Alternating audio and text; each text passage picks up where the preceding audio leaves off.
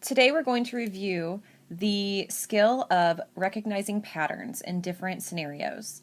So what we're going to do is look at the patterns of the inputs, which are X, and the outputs, which are Y, and just describe them mathematically.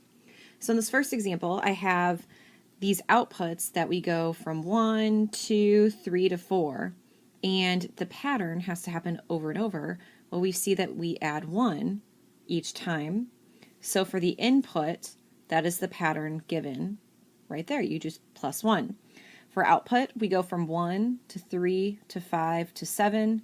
So what happens there is for our output, we are adding 2 each time, and that is just the pattern between the two. Go ahead and try on the next one and just write the pattern going on between both the inputs and then separately the outputs.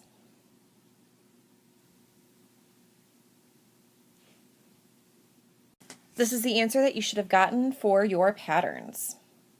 Now we're going to use graphs to do the same thing as we're talking about inputs and outputs. So what we're going to do is I'm going to actually make a t-chart with my graphs, and it's going to be an X and a Y t-chart. So I'm going to just write the different coordinates, and that's going to help us find out what the patterns are. So our first coordinate is a 1, 1.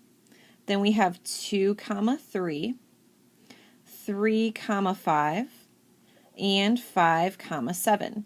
Now, this is the same thing that we did in the very first. We're going to just see the patterns between our inputs.